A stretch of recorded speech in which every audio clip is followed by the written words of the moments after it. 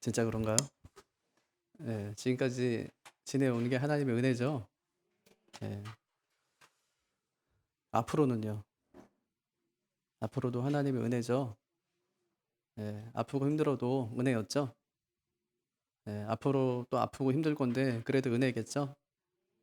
예, 2020년 은혜였다면 2023년도 은혜겠죠. 네, 그게 믿어져야 돼요. 예, 그래서 새해에는 더 좋은 일이 있을 거야 라기보다는 오늘까지 은혜 베푸신 것처럼 새해에도 하나님이 은혜 베푸실 거야 하고 믿고 가는 거예요. 기도했는데 잘 이루어지지 않은 것처럼 느껴져도 기다릴 줄 아는 것이 신앙이에요. 요즘에 다니엘서 이제 마쳤죠? 다니엘서 제가 묵상하면서 참 많이 느꼈던 게 그런 거거든요. 아, 세상 역사는 하나님이 움직이신다. 사람에 의해 움직여져 가는 것 같이 보여도 세상 역사의 주인은 하나님이시다. 때로는 기도 응답이 더딘 것처럼 보여져요. 다니엘이 막 기도했더니 21일 만에 막 기도 응답이 오는 거예요. 그래서 중간에 봤더니 왜 이렇게 하나님의 응답이 더딜까 늦어질까 했더니 악한 영향만 맡고 있는 거예요. 가브리엘이 응답을 갖고 오다가 가브리엘은 계시의 천사니까 싸움을 못 해요. 그러니까 이제 나중에 미가엘에게 요청하고 미가엘이 와서 이제 악한 영을 물리치고 하나님의 응답을 가지고 다시 가브리엘이 다니엘에게 오거든요. 야, 그럼 악한 영이 굉장히 세구나 생각할 수 있어요. 근데 사탄이 할 수 있는 건 아무것도 없어요. 하나님이 응답하시는데 사탄이 그 응답을 가로막는다고요? 아니요. 사탄이 능력이 있어서 가로막은 것이 아니라 하나님께서 기도 응답을 지연시키신 거예요. 왜냐? 더 기도하라고. 다니엘이 지금 힘들어서 기도했어요. 하나님, 이제 이 백성들 돌아갔는데 너무 힘듭니다. 아니, 성전 지으라고 이제 하나님이 돈 챙겨서 다 보냈는데 성도는 잘 지어지지 않고요. 또 고레스가 또 좋은 마음 가지고 보낸 줄 알았더니 세금 내래요. 살기가 너무너무 힘듭니다. 이게 어찌된 일입니까? 하나님께서 그에게 응답해 주시는 거예요. 근데 응답이요. 어마어마한 응답이에요. 다니엘아, 지금 많이 힘들지? 그런데 이건 아무것도 아니야. 진짜 힘든 일이 찾아올 거야.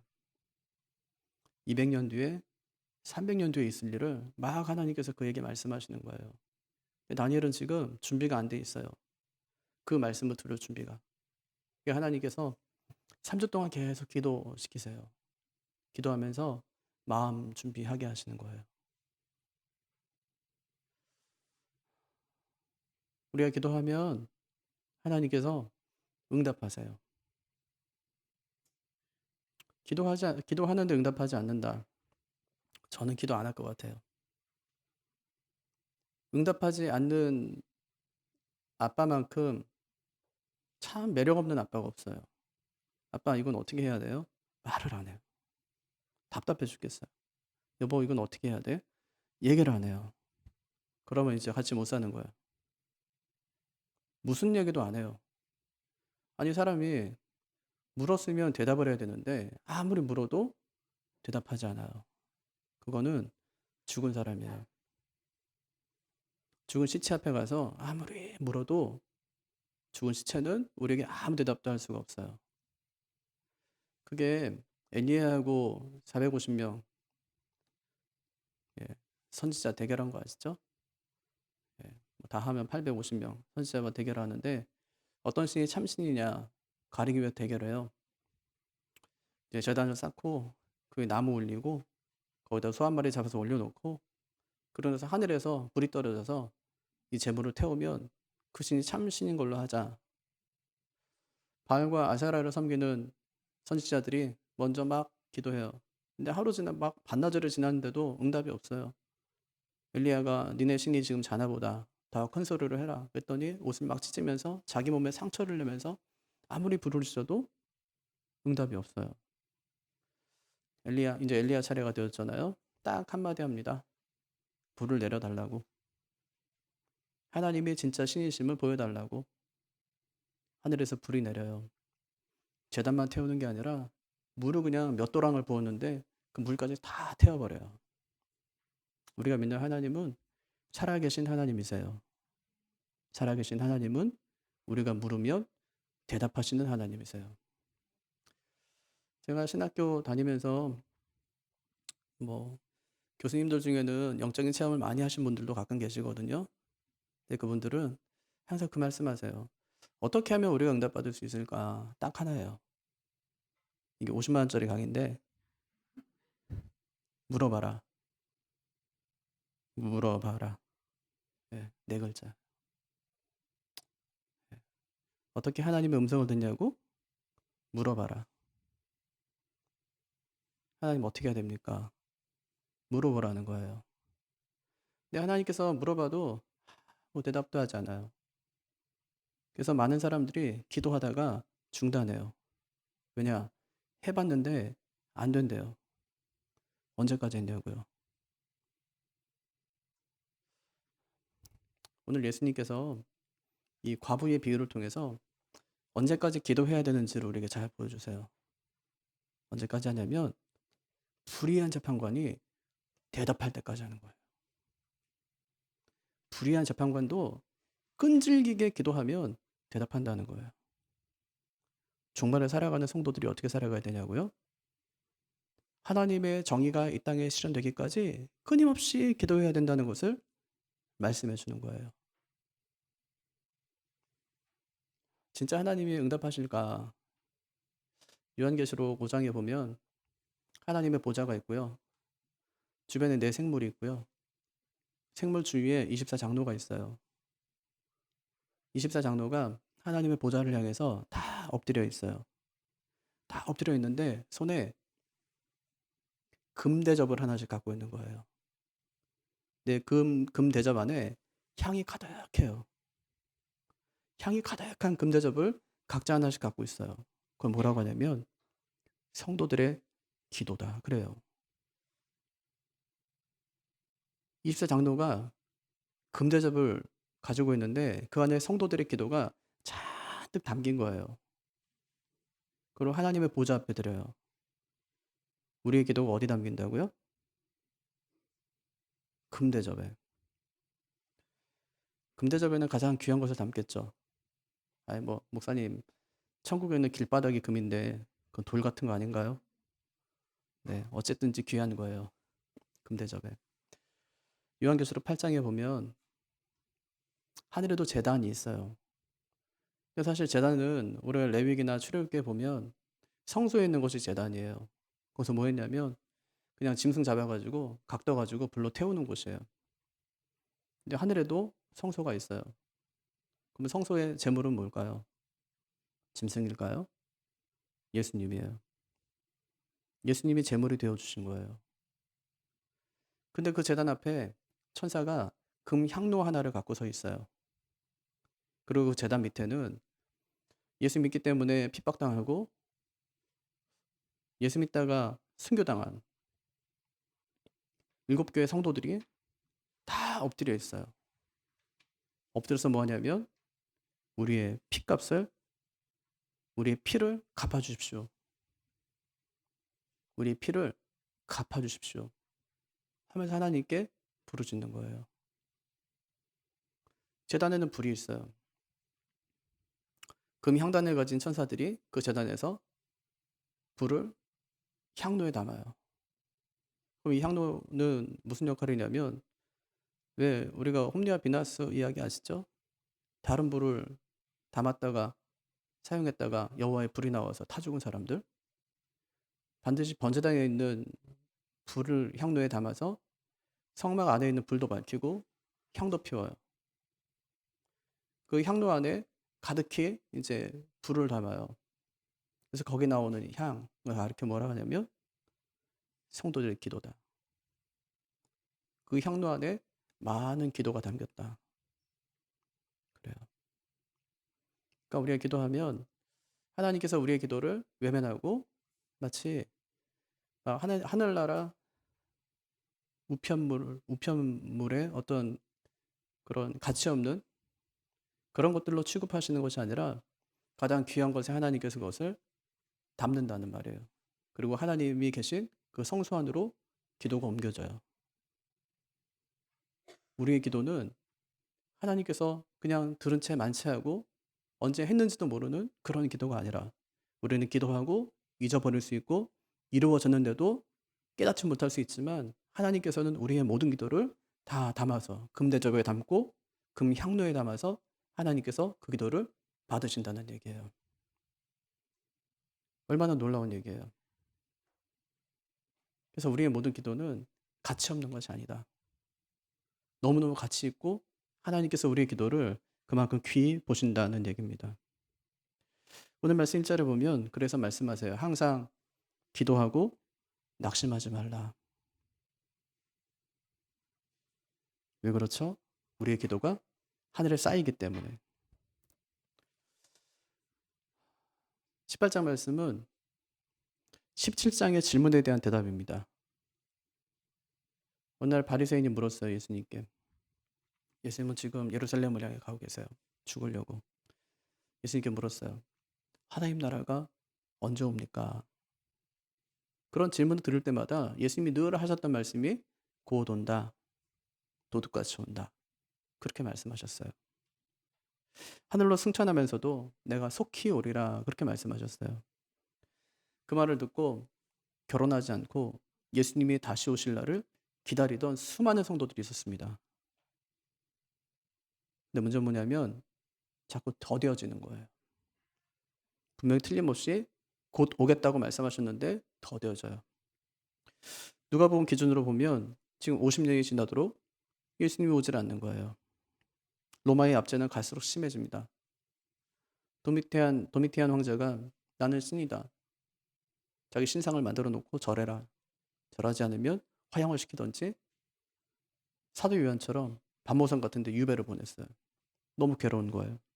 성도들이 지치기 시작합니다. 언제 붙잡혀 죽을지 모르고 도대체 주님은 다시 언제 오시는 건지 기도해서 뭐 하는 건지 이 기도가 응답이나 되는 건지 그래서 요한이 우리의 기도가 어떻게 응답되는지 설명합니다. 한마디로 말하면 내가 천국에 가보니까 우리의 기도가 하나도 땅에 떨어지지 않고 하나님 앞으로 올려지고 있다라는 말을 지금 요한이 하는 겁니다. 어떻게 응답되죠? 요한계시록 8장 4절에 보면 제단에서 연기가 나요. 하늘 제단에서 연기가 나요. 연기가 난다는 말은 불이 붙었다는 얘기예요. 천사가 금 향로를 가지고 그 불들을 담습니다. 향로에다가. 그리고 땅에다 쏟아 부어버려요. 그러자 갑자기 천둥과 지진과 번개가 막 일어나기 시작해요. 기도에 대한 응답이었어요. 6장에서 순교자들이 제단 아래서 우리 피를 갚아주소서 하는 것에 대한 하나님의 응답이었어요. 그때 7장에서 끝났던 7인의 재앙이 끝나고 이제 나팔 소리가 울리며 나팔 재앙이 시작돼요. 7가지 나팔 재앙. 이게 뭐냐면 오늘 말씀에 나타난 과부의 요청에 대한 하나님의 응답이에요. 과부가 뭐라고 하죠? 내 원수에 대한 나의 원한을 풀어주십시오. 6장의 성도들이 뭐라고 기도했다고요? 우리 피를 갚아주십시오. 나의 원통함을 풀어주십시오. 하나님께서 어떻게 하시겠다는 건가요? 순교자들의 기도에 응답했듯이 내가 네 기도에도 응답해 주겠다고 말씀하신 겁니다. 그럼 우리가 기도하면 하나님은 듣고 응답하세요. 에이 목사님 성경 읽다 보니까 응답되지 않는 기도도 있던데요. 있어요. 그게 죄인의 기도, 욕심을 품고 하는 기도 응답되지 않아요. 에이 목사님 그거 말고도 있던데요. 있어요. 예수님의 3번 기도, 바울의 3번 기도. 모세가 가나안 땅을 바라보면서 저도 건너가게 해주십시오. 기도해요. 하나님이 안 된대요. 들어주지 않는 기도도 있는 거예요. 그때 우리가 하는 방법 있잖아요. 끈질기게 매달리는 거예요. 하나님이 안 된다고 했는데도 끈질기게 매달리면서 하나님께서 말하기를 오늘 말씀 보니까 하나님께서 이렇게 끈질기게 매달리고 귀찮게 하고 기도했더니 불의한 재판관도 들어주지 않았습니까? 그러면 하나님께 들어주시겠죠. 하면서 하나님의 끝까지 응답하지 않겠다는데도 이 말씀을 근거로 계속 기도하는 거예요.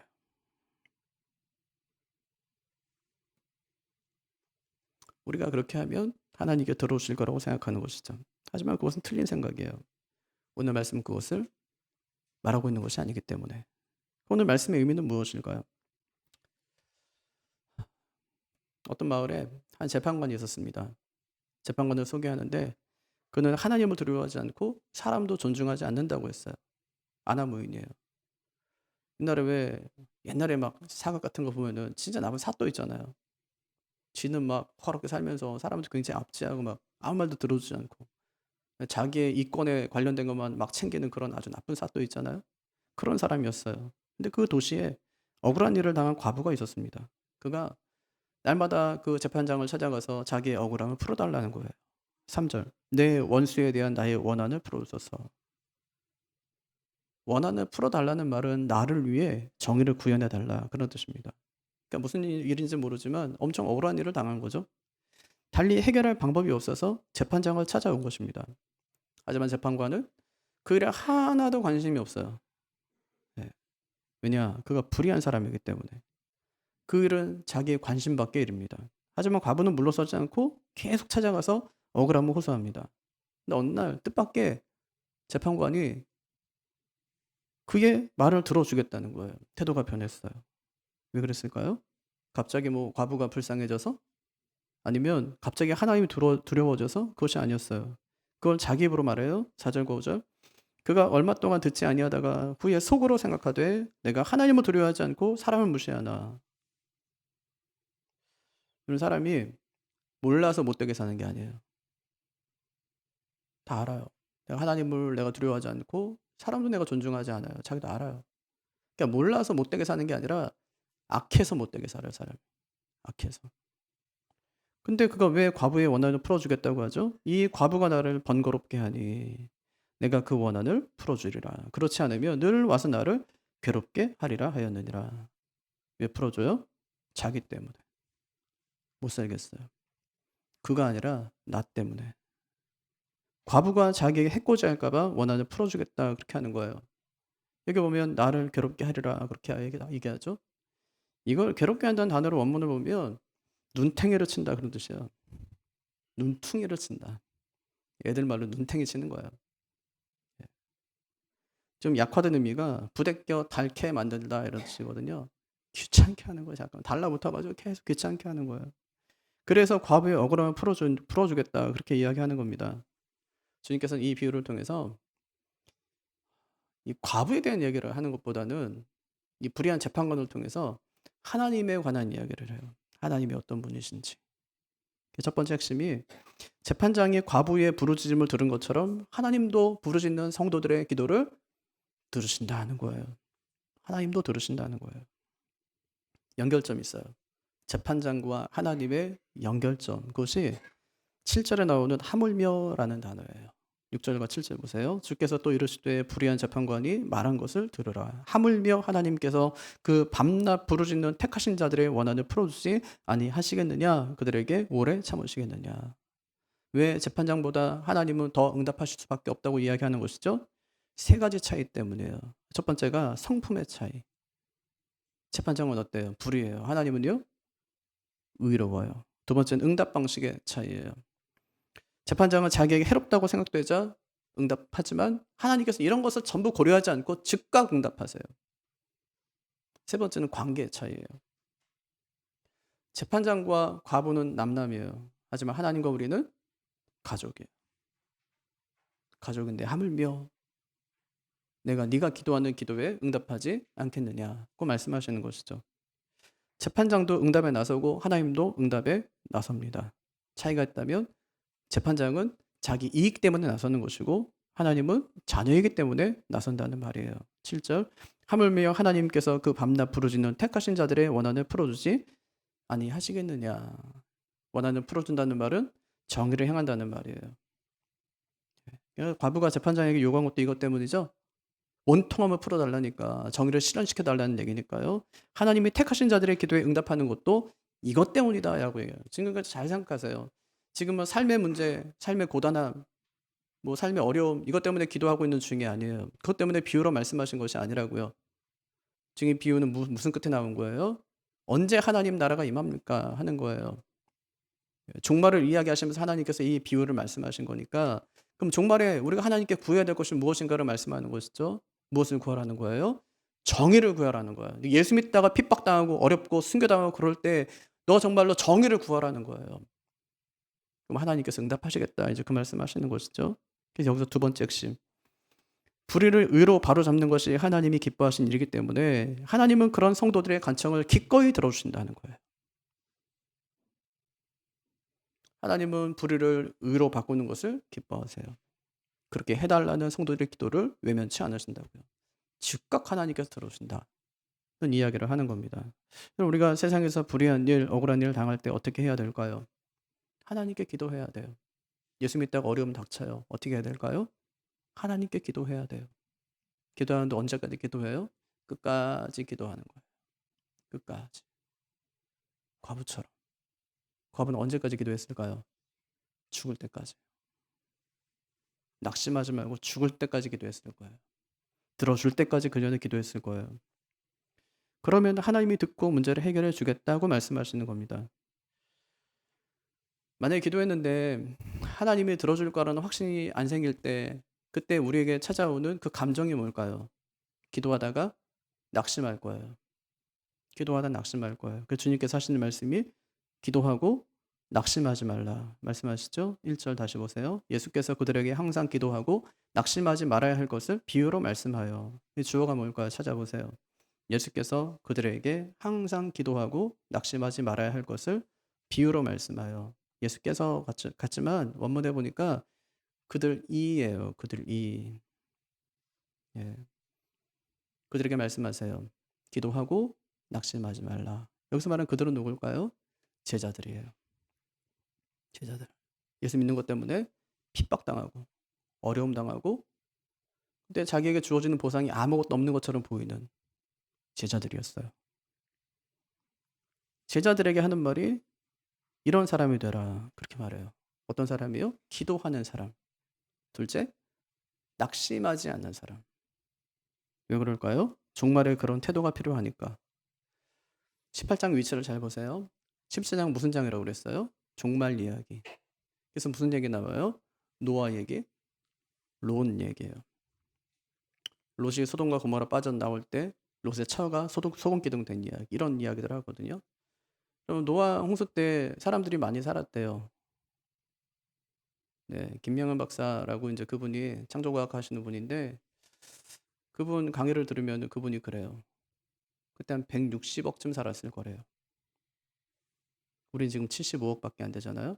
160억. 몇 명 구원받아요? 노아의 가족 8명. 소돔 성에는 한 50만 명쯤 살았을 거래요. 구리에는 18만, 19만 정도밖에 되질 않거든요. 50만 명. 몇 명 구원받아요? 노아의 식구 4명, 뒤돌아봐서 1명 빠지니까 3명. 예수님께서 말씀하세요. 천국 들어가는 거 좁은 길이야, 좁은 문이야. 못 가요. 하나님은 이 땅의 백성들, 많은 백성들을 버리는데 주저하지 않으세요. 하나님 잘 섬기지 않고 하나님 말씀대로 행하지 않는 이 나라를 하나님께 심판하실 때 하나님께 절대 주저하지 않으세요. 당신이 선택한 당신의 백성들을 하나님께서 전쟁을 통해서 심판하실 때, 멸망시킬 때 하나님은 한 번도 주저하지 않고 그 심판을 행하세요. 구리의 20만 명 중에 하나님께서 10명의 의인을 찾으신다면 우리는 찾은 바 될 수 없어요. 아이 목사님 구리에만 해도 진짜 수백 명의 목사님들이 계신데 저는 아니에요. 저는 제가 봐도 저는 의인이 아니거든요. 그럼 목사님 어떻게 구원받아요? 나 때문이 아니라 예수님 때문에. 의인 나와봐 한 명도 나갈 수가 없어요. 그때 대신 나가신 분이 예수님이세요. 의인이 없어요. 우린 그런 사람이라고요. 17장에서 그 말씀하세요. 종말의 때. 그때 어땠냐는 거예요. 사람들이 어땠냐는 거예요. 먹고 마시고 시집가고 장가가는 일, 그 일에만 집중하며 열중하며 살았다는 거예요. 그게 잘못됐다는 말이 아니라 그것만 하면 죄라고 하나님께서 말씀하세요. 그거 위해서 너희가 이 땅에 온 것이 아니다. 그렇게 말씀하시는 거예요. 마치 여러분 돈 벌려고 세상 사는 것처럼 살지 마세요.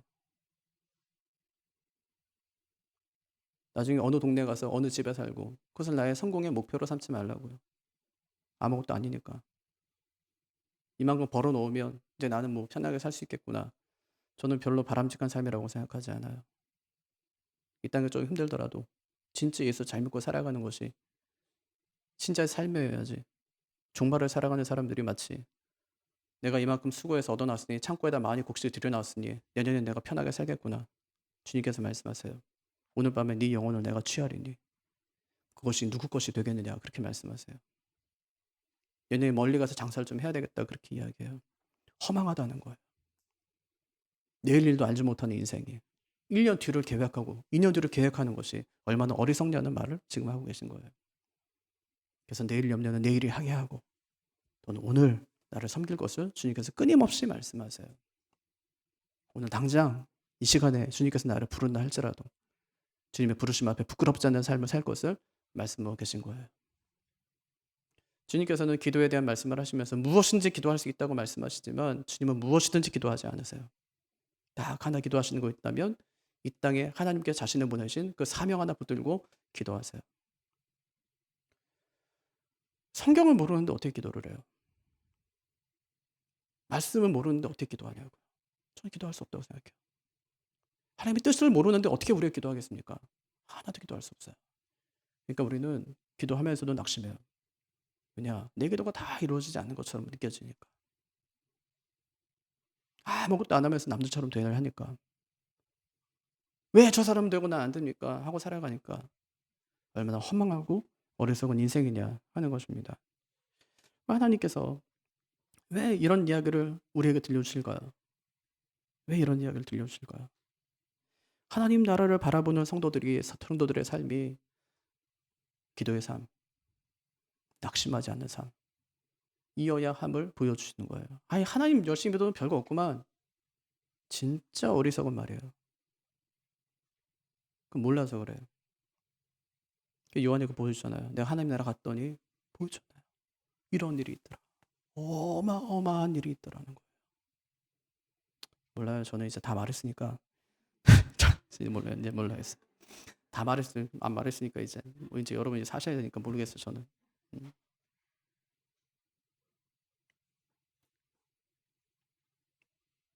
기도하면 자꾸만 낙심해요. 응답이 늦게 와서. 하지만 과부는 낙심하지 않아요. 재판장이 응답할 때까지 그에게 계속 나가요. 우리가 해야 될 일은 뭘까요? 기도하면서 낙심하지 않는 거예요. 왜냐? 하나님은 불의한 재판관이 아니니까. 기도하면서 낙심하지 않으려면 믿음이 있어야 돼요. 근데 문제는 믿음이 없는 거예요. 주님 하신 말씀, 말세에 믿음을 보겠느냐? 8절. 그러나 인자가 올 때에 세상에서 믿음을 보겠느냐? 어떤 믿음일까요? 비유 속에 등장하는 여인과 같은 믿음. 원문에 보면 믿음 앞에 여성 관사 하나가 붙어 있어요. 텐이라는 관사예요. 어떤 믿음이냐고요? 그 여인과 같은 믿음. 그 믿음이 뭔데요? 낙심하지 않고 끝까지 기도한 거예요. 그래서 주님께서는 믿음 이렇게 말씀하셨어요. 우리가 말세에 장착해야 되는 믿음이 뭘까요? 하나님 나라가 언제 옵니까? 라는 질문에 곧 온다는 대답을 듣고 하나님 나라가 2000년 뒤에 오든 10,000년 뒤에 오든 상관없이 낙심하지 말고 계속해서 하나님께 나아가서 이 땅의 정의를 실현해 달라고 끊임없이 기도할 수 있는 그 믿음이 우리에게 필요하다. 이 말하는 거예요. 그런데 문제는 세상에서 그런 믿음을 보겠냐는 거죠. 이걸 제자들에게 말해요. 우리는 어떤가요? 그렇게 살고 있나요? 17장에는 노아 얘기, 롯 얘기예요. 18장에는 과부 얘기예요. 공통점이 있어요. 이 사람들이 전부 불의함 중에 건진받는다는 거예요. 불의함 중에. 그러면 신자는 종말의 때를 어떻게 살아야 될까요? 그 세 번째 핵심은 비유에 등장하는 과부처럼 이 땅에 하나님의 정의가 임하기를 기도하며 살아야 된다.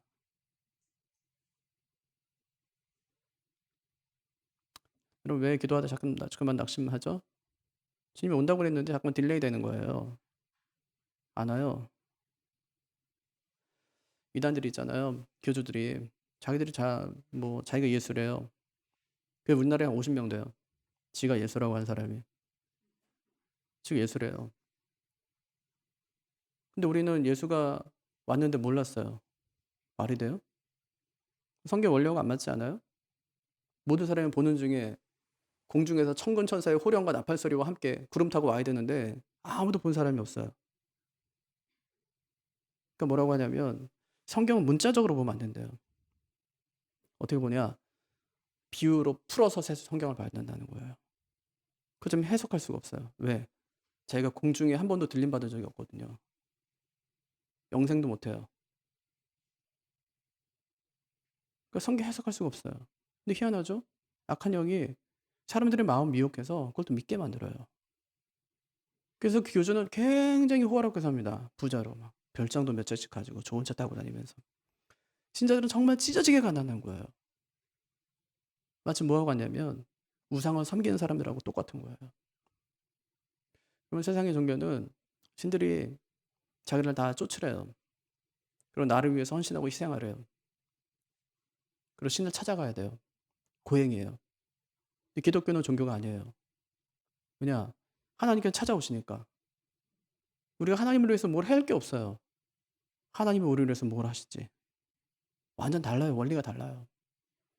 이렇게 좋은데 이렇게 좋은 복음을 하나님께서 우리에게 주셨는데 이단들은 그것을 거꾸로 바꿔놔요. 다시.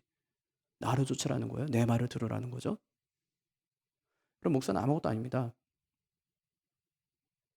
목사는 실제로 아무것도 아니에요. 말씀에 사역적으로 말씀 증거하는 사람일 뿐이지 아무것도 아니에요. 똑같아요. 어떤 능력도 없어요. 연약하다고요. 저도 기도하지 않으면 늘 넘어져요. 말씀 붙들고 살지 않으면 늘 죄짓고 살아가는 거예요. 인생이기 때문에. 하나님 앞에 무릎 꿇지 않고 엎드리지 않으면 살아갈 수 없는 것이 목사예요. 아무것도 할 수 없어요.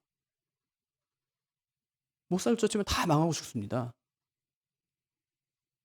주님을 따르는 것이죠. 종말을 살아가는 성도들이 어떻게 살아가야 될까? 하나님 나라가 언제 옵니까? 라고 이야기할 때에 하나님 나라가 언제 오든지 간에 기도하고 낙심치 말라고 말씀하고 있는 거예요. 과부처럼. 어떤 어려움이 있어도 흔들리지 말고 기도하고 낙심치 말고 살아갈 것을 우리에게 말씀하고 계신 것이죠. 말씀을 정리하겠습니다. 그럼 오늘 말씀은 하나님께 뗐으면 하나님이 들어준다는 말이 아니에요. 인내하는 기도, 간절한 기도가 핵심이 아닙니다. 하나님은 정의를 실현할 그 준비가 되었으니까 너희는 내가 정의를 시행하도록 기도하라. 그렇게 말씀하고 계신 거예요. 단 나의 시행일을 너희의 시간표에 맞추지 말고 시간이 좀 늦춰지더라도 낙심치 말라고 지금 말씀하고 계신 거예요. 종말을 그래서 사는 성도들에게 필요한 것이 믿음이다. 어떤 믿음이요? 과부 같은 믿음. 과부 같은 믿음. 이 땅에 정의를 실현해 달라는 그녀의 끈질긴 요청이 담긴 그런 믿음. 그런 믿음이 필요하다고 말씀하는 것이죠. 말씀의 믿음을 보겠느냐는 말은 이런 기도를 하면서 묵묵히 살아가는 그런 사람을 보겠느냐 하는 말이에요. 왜냐? 노아 때 보니까 그런 인간이 없어요. 롯 때 보니까 그런 인간이 하나도 없어요. 너희는 이렇게 물어요. 이 과부 같은 너희는. 과부가 누구예요? 예수 믿는 우리. 당시 과부는 어떤데요? 인권도 없고 아무것도 없어요. 아니 왜 그 재판관이 왜 과부의 말을 들어주지 않죠? 만약에 힘센 사람의 아내의 요청이었다면 그 사람은 분명히 들어줬을 거예요.